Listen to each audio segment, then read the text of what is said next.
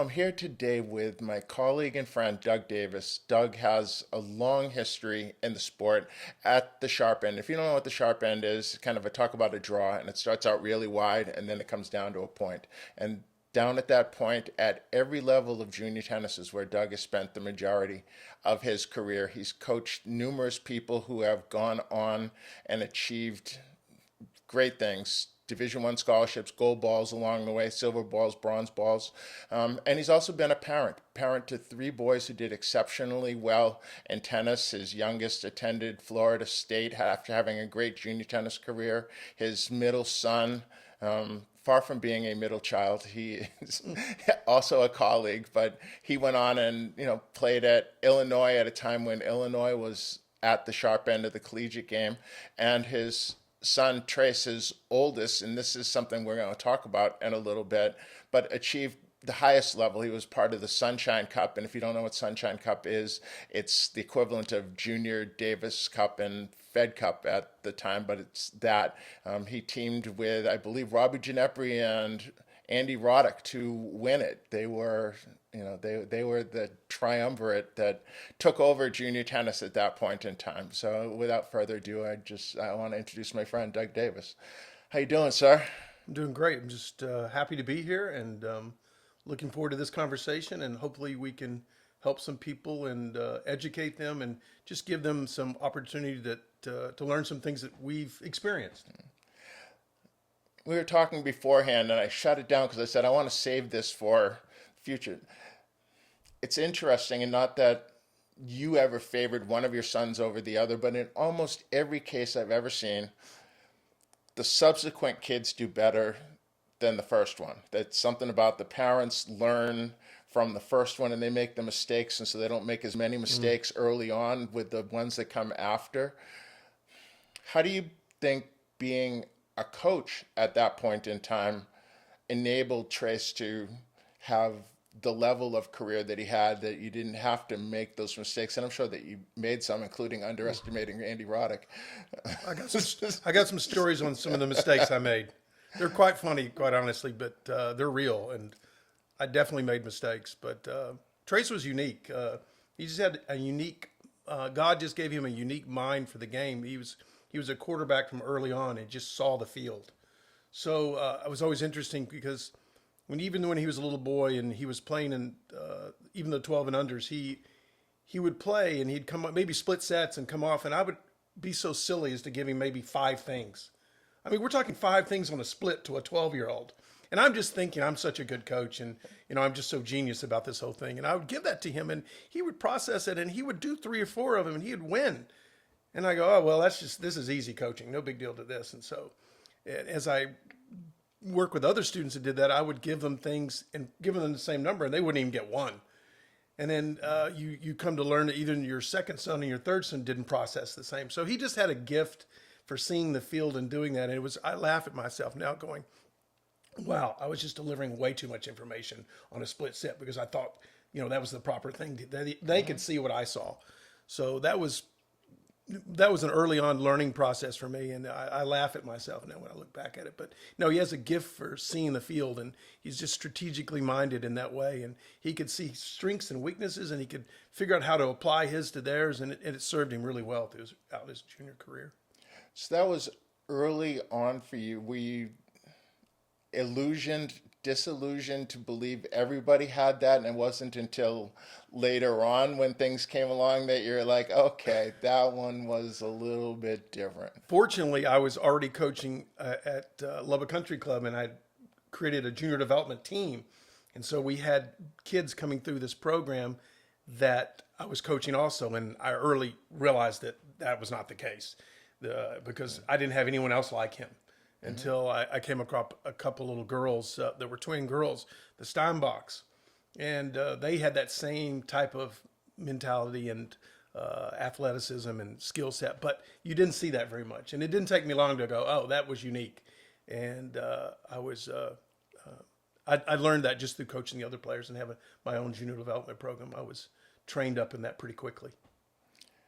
So you got a glimpse of what special looks like. So I think I was maybe the opposite side. They had a good awareness of standards because I coached people at a pretty high level. But then one came along and it was different. And it's okay, what are that? And then I began to look for kind of one that's different, not the same old, having seen the same old, where it progressed and leveled off and things, priorities changed. But first was a little girl by the name of Natalie Frazier. And Natalie was one of the top juniors in the country. She's now actually married to Jermaine Jenkins.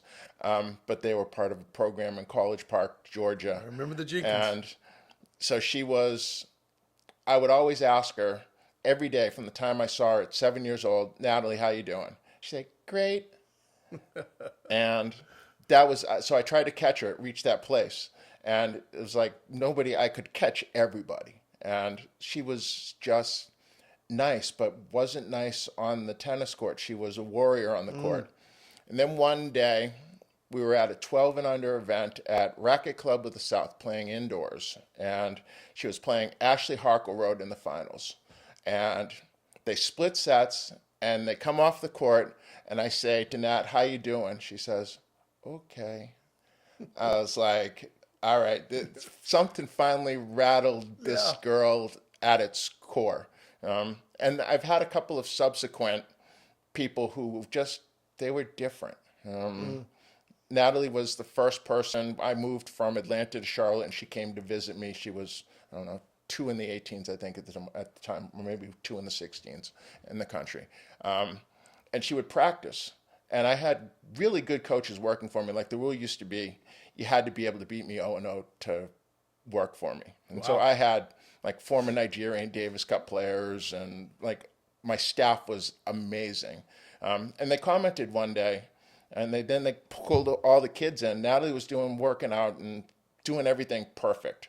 And she stopped me and she asked me if I was doing it how I wanted. Like her wanting to check to make sure, not just assume that she knew, was different.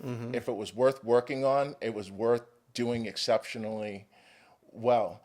Have you found a certain characteristic, a trait within people that jives with the way that you coach? That's a really good question. That's an interesting question.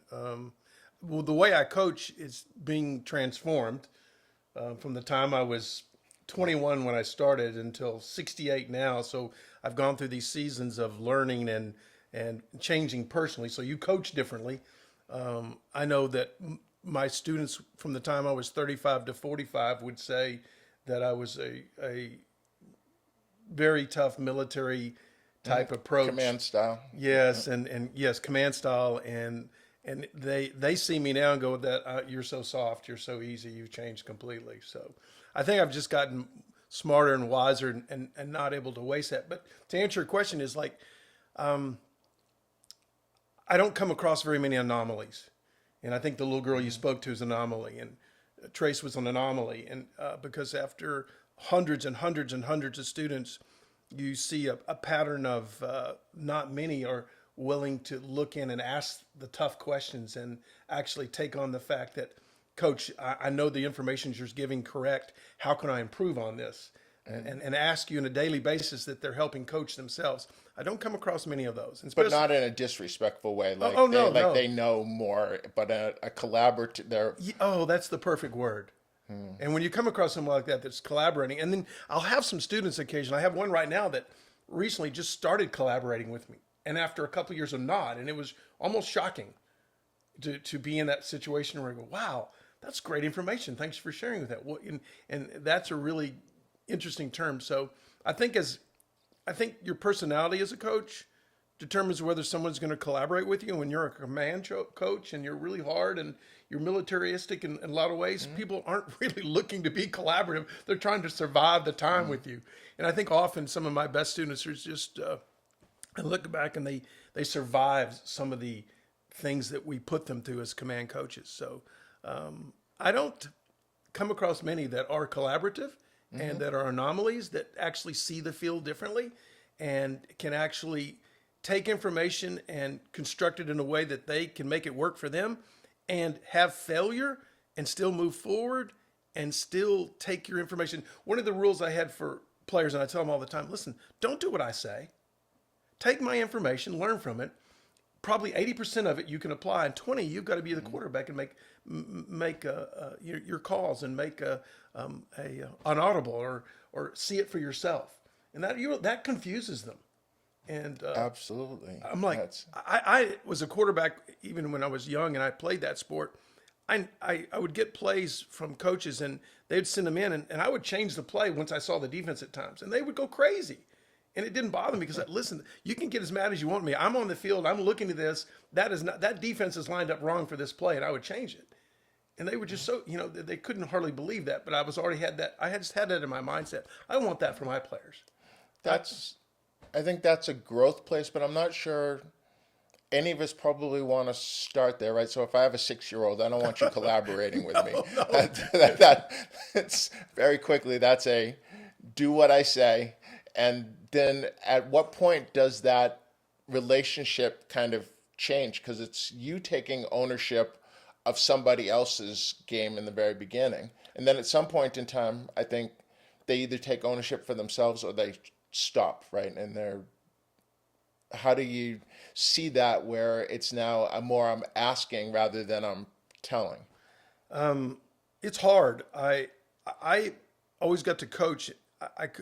Only really small kids I ever coached from their own children, who I loved, and it was probably a good thing because I was not in any position with a kind, soft, passionate heart at the time to coach kids that were 5, 6, and 7. So it was probably good I stayed out of that arena for quite a while. And so I've really never coached in that arena. And I watch our staff do that, and I go just in awe of it when the low compression balls and the color balls and all the things they're doing is really cool. But watching these kids come through their personal growth and their seasons, that's the hardest thing. We have a child that say they're top 5 in the country in 12s and they're really doing well, and the parents are all on board and you're on board, and all of a sudden you're not changing, the parents aren't changing because we're grown adults and we're much steadier, and the child goes through a total change and they struggle with that, and maybe their rankings drop and their interest changes. So I think I would like to do a lot better job often of recognizing when that season is change is occurring for students or my own students, and be able to wait it out and let them become more mature and collaborative, and be there. And I've recently done that with one of the students I was talking about, and it's been exciting. So I think coaching these children throughout this age from 12 to 18 is very difficult, and you have to be very mature about it. And that's probably something I'd probably want to relate to coaches more than anything. That often you think your command style and your black and white decision, oh, that's got to be the right way. It's not always that way. So I'm still learning that at 68. I'm still getting better at that. So you found that 12 to 18 is kind of the sweet spot for Doug Davis, that they now have some level of maturity where you're not tempted to just laugh because they're just kids and they're funny. And Yeah, I was never that coach that was just, I think I can be that coach off the court and away from things. But on the court, I was always just very serious and disciplined. Let's do the hard work. Let's make progress. And probably to lost students because of that, and lost opportunity to help them because they probably at that time of their life needed a different type of coach. And that's something else to talk to parents about. For that season of life and that child, who's the coach that's best that would help them the most during that time? Is it a command coach? Is it a recreational junior coach that's fun?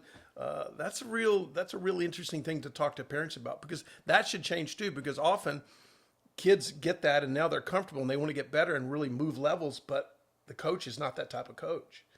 And so I think that's a really important topic for parents.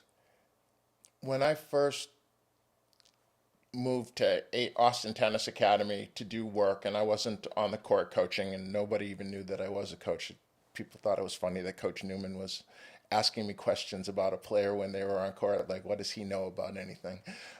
He's the guy with the camera. But I recognized a lot of myself in you, and I said to myself, but I also said to my partner at the time, there's not room for both of us at the same facility because I felt like your personality was just so overwhelming, and I'm so loud, right? So being in the same space, there would have been a clash, and my voice carries for whatever unique reason. But I was very much that command style coach for a long time. Probably things left over from West Point, left over from being old enough to remember Woody Hayes as a football coach, and actually thinking how But also, terrible it was that. but achieving success that way also. Oh, without a Yeah. doubt, without a doubt. And then I guess I reached a place of parenthood, or not before, not after I met you, but I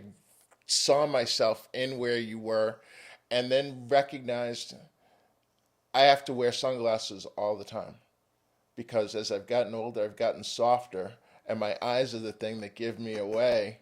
And so I have to wear, because if I've told you every time you do that today, you have to do one push up. Like I learned early on that don't make it 20 push ups because nobody's going to survive that, right? Where do you go from 20 push ups all the time? So I learned escalation and Good thought. so one push up. But now it's time 45 you're doing that one push up because and I just want to be so forgiving and okay, like obviously you don't get it, but I'm like, you're never gonna believe me if I don't do what I say, right? That's an important part of any relationship, is consistency in the relationship. So I hide behind my sunglasses and I say one more, and I'm like, my eyes want to well up in tears, and that poor little kid. But they will undoubtedly have a moment that they recognize. At least I hope at this point, because early on, I think I taught many of the best lessons I had ever seen, and got home and my chest is all puffed out, and I have no awareness of whether the person on the other end got anything out of it. I was so me focused in that. How can parents tell the difference between what their kid receives and what the coach is giving? Because sometimes maybe that's just a bad fit. The kid's not receiving it, or the coach isn't giving it a right way. Is that because parents make the decision of when their kid changed from one coach to another? So how can they? Yeah, it's a really good question. I mean, to look at that, I think about making these changes or making improvements to the coaching and how that's delivered. I would often the parent comes and they'll see the coaching style and go, well, the coach I have now is too passive and they're too easy and they're not really requiring my kid to learn, which is just, okay, just think about that in itself. The coach can require a child to learn? No, he can't. Even though we think the command coach can. And even though you're presenting it in a different way, they like that. And so they'll switch coaches to you, being that type of coach, because you're really delivering it. You're passionate, you're firm, you're requiring the student to do what you want them to do versus just letting them get to that place. So I think sometimes the parents are wrong on that. And I think sometimes the coaching, they're not ready for that coaching style. So I think it's important that when you made a real comment a while ago, it's interesting that you came home after and you coached a really good lesson. I've hardly ever coached a really good lesson unless the student was ready to learn. Mm-hmm. I mean, I've coached a lot of lessons that were, I would say, oh, that was a really good lesson, but the student wasn't ready to learn, so nothing was really gained from that. But man, I've noticed that when I coach a really good lesson and the student's ready to learn, it's just like, wow, when I really made progress with that student, they were listening and they made an adjustment and they were in it and they collaborated with me. So making those changes, I think, requires the parent looking into the child and going, okay, are they going to practice? And are they wanting to go to practice? Are they wanting to go to the lessons? Are they wanting to go to the tournaments? And if that's happening, probably the coaching delivery is probably accurate. It's probably in a good place, regardless if they're making enough progress that the parent thinks. So I think looking at those components, I mean, when your kid goes, I don't want to go to practice today, that's a problem. They're not loving the sport. I never had kids, elite players, even my own children, that ever said, I don't want to go to practice. It was always, I want to go to practice. I want to go where this action is. And so that's really important to gauge practice, lessons, tournaments. Are they wanting to go there and do they love it? And if that's occurring, you're probably with the right coach at the time. And I think now, and I think ATA is doing such a better job at this, and I'm hoping across the country it's happening. But we're having more than one coach on a child. We're having a couple of coaches, which is really good, and especially if those coaches are collaborative. Because, for example, I might Ashley Wino and I coach similar students, and she can offer this live ball opportunity, which I can't do anymore, and she's a much more milder personality, but incredibly disciplined and knowledgeable and caring and engaged. And then there's me on the other side that's coaching this same child, and maybe it's technical, it's strategical, it's really refining and polishing certain skills and holding them accountable to the way they're hitting the ball or playing the point. So this concept of dual coaching, I think, is really good. And if the coaches work that well, it's probably going to, I think it'll be become, and Christo Van Rensburg and I have talked about this on multiple occasions, that eventually you'll have the serve coach, the forehand coach, the mental coach, the return of serve coach. And you kind of see that in teams right now on the pro level because they're having multiple coaches. I would say Venus and Serena had that when they were at Macy's. They had multiple courts and specialized coaches. So I think that's we're way behind in that. To think that one coach can offer everything for one child, that's just not realistic. Yeah, I think But that's kind of been the operating standard for all these years. And a lot of that was out of jealousy or out of control habits or fear of loss of income or whatever, all that happens when it comes to junior tennis in the coaching world. So, but now I think I'm much more excited about coaching the student that I can turn over an aspect to it and know it's going to get done and work in the area that I really enjoy working in. And so I think that's something for parents to start looking at. How do I add 2 or 3 coaches? Now that becomes a problem. There needs to be a head coach. yes. There needs to be a head coach that makes the decisions, but there needs to be an associate coach that helps. That needs to be. So are we also at a place where, because apprenticeship isn't really what it used to be, that coaches that might have great playing records aren't willing to put in the time where they're kind of getting paid for their legs and their wind a little more than they're getting paid for their experience, and therefore we don't have the hitting coaches and things that we might otherwise have, that because somebody wants an apprenticeship under Doug Davis. So I want to go out and do those things. I want to be the training coach, right? I say, well, coach can be 3 things. They can be coach, or they can be player, or they can be teacher. True. Right? Yes. And so of those 3, I think you're enjoying being teacher and to some degree largely coach, but you'd be happy to have somebody else play trainer. I miss being the trainer too, though, because for years, I mean, I played competitively, and to time I was 52ish, I was able to hit full out with anybody I coached, and that was fun, and it was, I could feel the ball and understand what was going on, and I can make them hit shots that they didn't want to hit, and that was a cool thing. But yes, to what you're saying, I think partly because of the financial system of junior tennis, we're missing out with getting younger coaches on the court with our older coaches or master coaches, so they can learn and hear those things and still be the hitter. So I think it's an opportunity, and there probably are programs in our country that are doing that. I think we're doing that somewhat. We have some young coaches we're doing that with. I do that with a couple that are really learning from that, and I think is valuable. But I will say that I think the future of junior tennis is having multiple or multiple coaches that support and have their own niche and make it more psychologically and emotionally comfortable for the child, not always having to defend the command coach, and getting a different sound and a different voice that makes it more effective. I think we think of tennis being so different, but it's not that much dissimilar to other sports at a high level. You know, people that have been a really great assistant coach of a pro team, when they get promoted to head coach, they're like, I thought I was like the players coach, and all of a sudden the players don't want to talk to him anymore because the person at the top just occupies a different space. And so those assistant coaches or hitting coaches or whatever can be more the buddy relationship. But as a head coach, maybe there's a a dynamic that changes in there a little bit. 100%. It's so true. And being that head coach, you've got to hold the line. I have a student right now that's occurring with that. As the head coach, I've engaged other coaches and fitness people and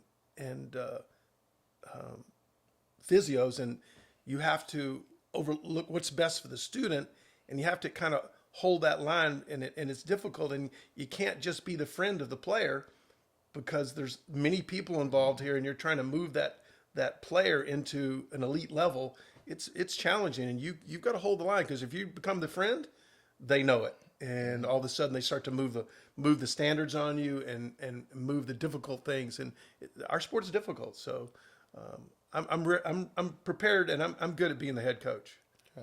Let me ask you about relationships with players and extended relationships with players, right? At Austin Tennis Academy, there's banners on the fence of these kids that went on and played college tennis, and there's numerous more that maybe didn't for whatever reason, but stuck with tennis through juniors.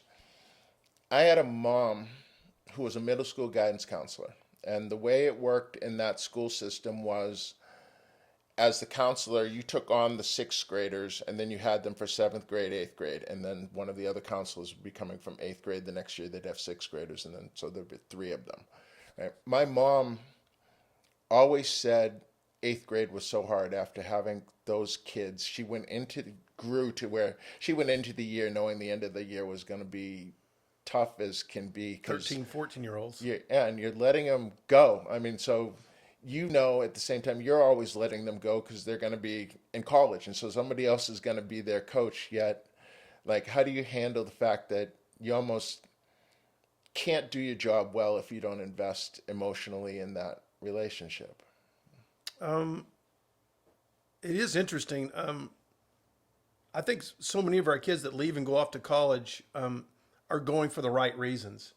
And to be able to support them, I mean, you kind of change roles from, okay, for example, Ken Erickson, who I've got to coach through 5 years of junior tennis, which is so much fun and it's awesome. Okay. And they're now in the round of 16 of the NCAAs. Yes, LSU versus Ohio State there. And so that's really exciting. But for me, I'm just such a different coach for her now because I'm all in to, am I encouraging and am I empowering her to focus on the things that matter most? Versus when I was her junior coach, we had to discuss the fact that she wouldn't hit this forehand right, or she wasn't playing these patterns right, or emotionally you didn't do what you were supposed to do on the court. We've got a mental training program. Why aren't you following it? And so that was my job. My job was to place these things in her that would give her this chance to be a really elite player. But now she's gone off to college, and it's so fun just to call her up and say, hey, how's it going? And man, I saw your result today. That's awesome. Okay, well, stay focused on this, this, and this. You've always done this well. This is part of your natural God-given strengths. Focus on it. So to be that encourager, or just to be that, is really fun. I mean, it's more fun than being the head coach of a junior tennis player, because it's just, you get to speak your heart to her and encourage her and be a part of her success and not focus on the things that are going wrong. It's fun, and I enjoy that, and I really make an effort to do that with the kids that go off that I've coached to college. Let's switch it up a little bit and talk about coaching parents, because I notice you oftentimes have parents on your court. They're walking around picking up balls for you at different time that you're. That's new. Go on. No. But it seems like you're maximizing the time because they're picking up the ball, so you're not having to take downtime for the kid to be taking up. So it's not like building in a break, and it's also having the parents close enough that they're hearing what you say, so that when they're the only person at a tournament, maybe they can help. And kind of what's your philosophy on that part of the parent relationship? In the past, I would never allow a parent on a court. Relationally, I was probably not compassionate enough or wanted to take the time to focus on them and not the child or myself on the lesson. But as I've grown older, I've recognized that the closer I can keep the parent to me, the more I can help educate them and influence them on how I would want them to deliver information to their child about this sport. So that has changed. And then I also don't allow all parents in the court because some aren't ready for that.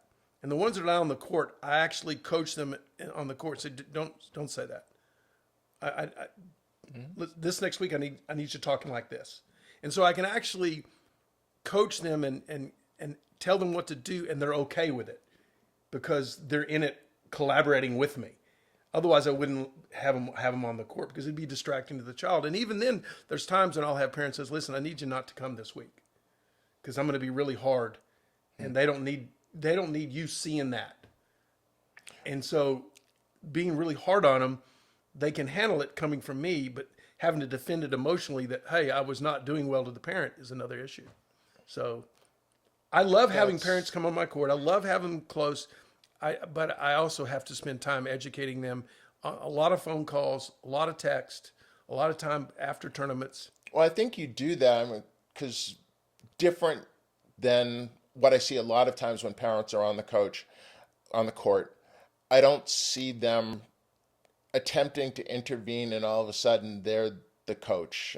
That could not happen. You see that though, where for some reason the parent believes they can explain it better than you can, and they're trying to translate what you're saying instead of having the coach develop that. I don't see any of that, so I don't see them as a distraction. I see them as an aid, but I'm also cognizant of without parents there are no kids. They can make the decision in a second to not listen. Like with my own kids and playing sports, I've said the first time the coach tells you not to listen to me is the last time that person's going to interact with you, because he won't have to worry about listening to them, because nobody's going to tell my kid not to listen to me. That's a great point. And I think separating those two, like, listen, your parents are your parents. And when it comes to when you get up and go to bed and what your daily schedule is and your character and how you act on the court and who you are around people, they rule. You know, and I will help you separate away from whether they're teaching your tennis or not. I've had parents that would not separate and let me do my job, and we had to part ways because it just wasn't healthy for anybody.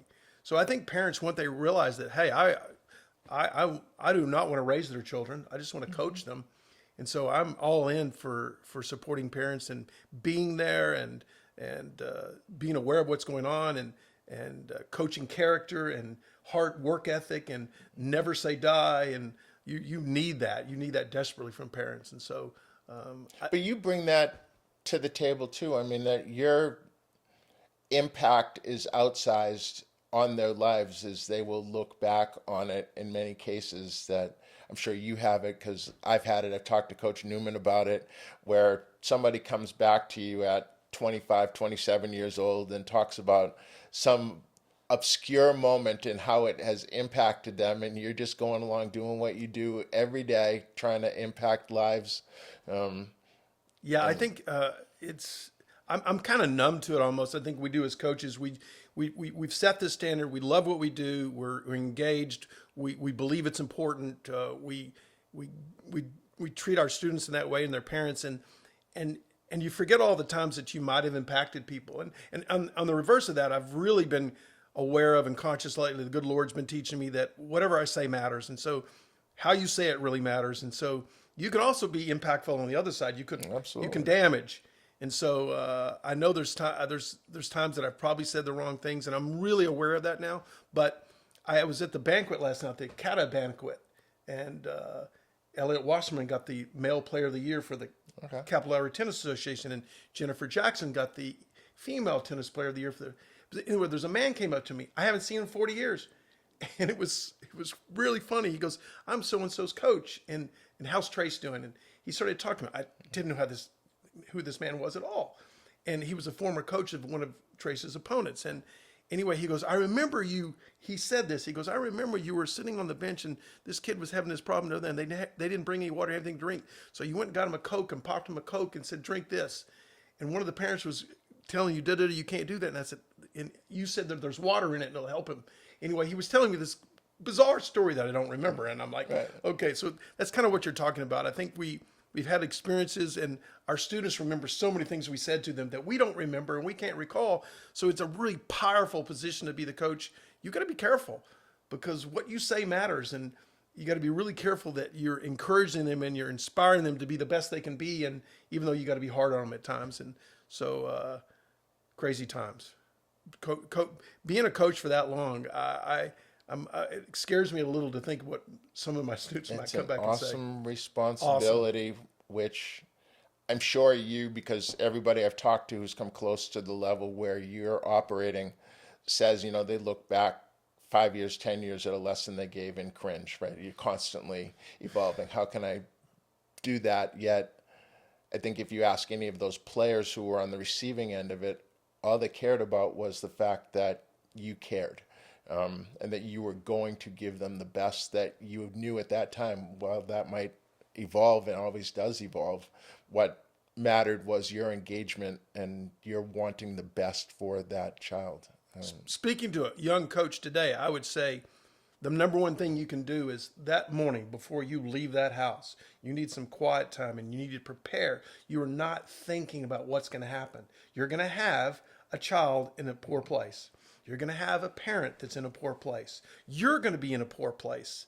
All these things can happen today. Now, you might have the greatest day ever as a coach, but you better be prepared for the challenge. And if you haven't prepared, when it hits, you will perform poorly. Now, we do that for our players all the time. What are you prepared for? We call them critical situations. I'll say to Jennifer, are you prepared for the critical situations? She's got 7, maybe she's designed. These 7 things are things that challenge me when I'm in competitive play. Well, if you have the ideal response prepared and you've practiced it, well, we as coaches are the same way. We better be prepared. And each morning I get up, I pray about that, I speak to it, I think about who I'm going to be coaching, what are some of the challenges that I've faced with them before, how will they be today, did they just come off a tournament? So as a coach, you've got to prepare, and I would speak then to the parents too. I think parents just get up and they go through their day with their child and they haven't thought of any of the challenges they're going to face. You will face challenges. That child didn't sleep well. That child didn't do their homework. You see them every day. You know where their weaknesses. So you constantly concentrate on their weaknesses. Where's the accolades? Where's the affirmation? Where's the confirmations you're giving your child? So I say every person on this team has to be taught that, and it's a really good conversation for coaches and parents and children to say, okay, if you want this day to go well, prepare for the challenges. They're going to occur. And you never know where they're going to occur. And so if you're in a balanced place and you've thought about it and you've prepared for it, good things will happen. One of the most successful coaches I know of, non-tennis, was Tom Coughlin with the New York Giants. And Tom used to tell a story about his 2 offensive tackles. So 2 beasts, right? 6'6", 300 plus pounds, Super Bowl winning people, and how different they were as people. And that one of them, he almost had to grab their face mask, be in their face, almost be spitting in their face. And the other one, if he ever did that, they totally shut down. He needed to put his arm around him, take him for a walk away from other people, have that discussion. How do you approach that? The different horses, they got to know whether to crack it with a whip or whisper in its ear. Well, that's an easy one for me because to coach as a young coach, you just coach and give out your information, and you coach pretty much the same way to everybody, and you think it's them and it's their challenge or their problem if they didn't get it. And then as you get older and you become more mature and you transform and you learn, you go, oh my goodness, this is not about me. Because as a young coach, you really think it is about you because you're still playing and you're competitive and your ego's really in the way. And then you eventually get to a place where you're going, okay, my students are better than me. And I'm not moving that way. So you get your ego out of the way. You start to actually become a real coach. And I often would say to parents, you need to look at the age of your coach. That's a really important factor. A 30-year-old coach and a 50-year-old coach are not the same.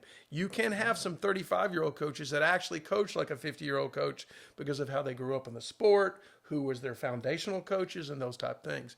But for me, it was like just getting my ego out of the way and recognizing, like right now, I'm able to do that at a very high level. I do not coach people the same way.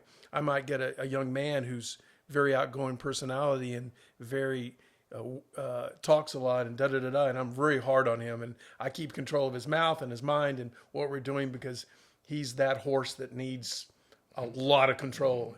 And then I might have another student who just needs someone who's quiet, encouraging, let them figure it out their own, and not be combative at all with them. So I think for me, I've changed. They haven't changed.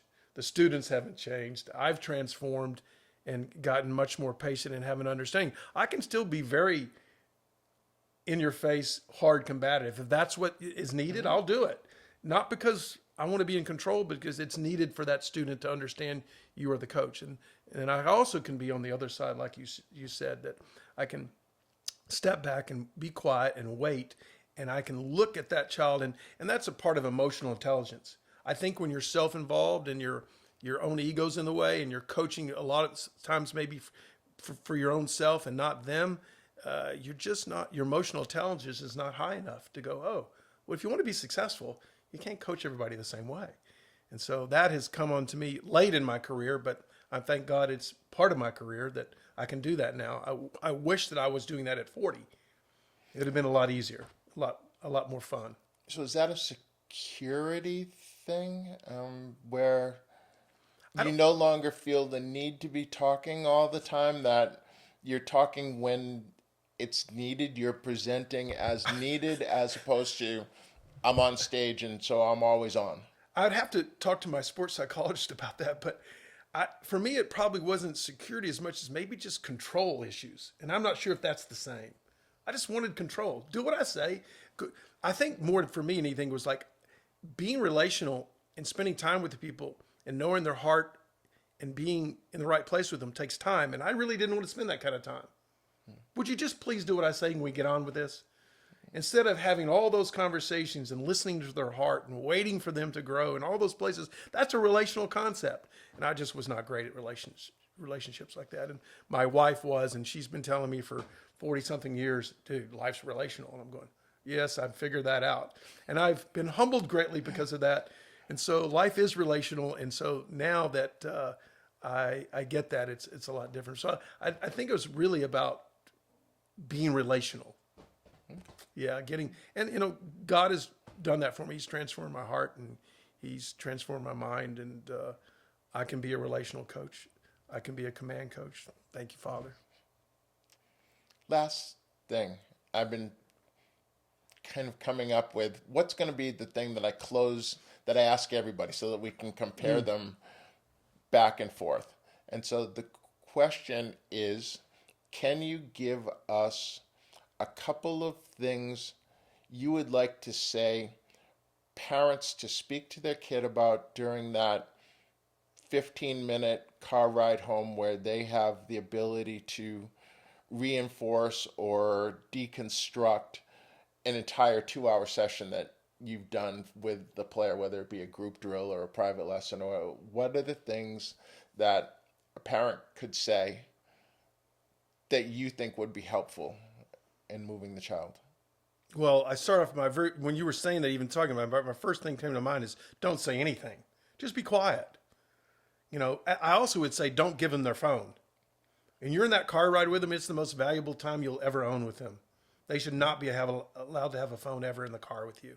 Okay. It's turned off. So now, even if it's quiet, they've got to sit there with you. And at some point, I think that they will actually start to talk. And if they're giving that on a regular basis, if they're giving places in their life, whether it's in the car ride, whether it's mealtime, places in their life where they're required to interact with you is a powerful thing, and they need that. And if they don't say anything, that's okay too, and you don't have to say anything, because you're going to create this relationship where they'll open up to you. I say it all the time: give that child space so that they can look at themselves versus always having to defend the parent. If the child's always defending the parent, they never have to look at themselves and be accountable. So if it's quiet, eventually they will look within, and then they'll start to speak to you and share with you. And that's when you still just stay quiet and you don't try to fix. Because if you immediately try to fix, they're going to get they want to fix. I can feel that from kids for me right now, because I'm kind of like that parent as a coach. But since they don't live with me, they don't have to defend it all the time. Mm-hmm. So I think it's really not about what that you think they might have learned that day. It's about how are you creating that relationship that they will actually share something with you that you can then be quiet on, and then you can share with the coach. And the coach can, oh, they're just not getting what you're talking about. Oh, really? And now the coach has the inside information without the parent ever having a issue. And that's one of my main things I send to my parents. Please do not coach them. Please don't even interact. Don't even tell them. Just call me, text me. I'm ready. Give me the info. Now it's my secret weapon. I can go back in and say, look, I want you to look at this. And now go over that series with me again. And so I think that's a really powerful way to handle those situations. And eventually that child will trust the parent at such a level they'll actually discuss some of the things the parent wants to discuss. My follow up to that is, how does a parent change from being the inquisitor and to what you're talking about without the child saying, oh, mom or dad must be mad at me because now they're not talking to me.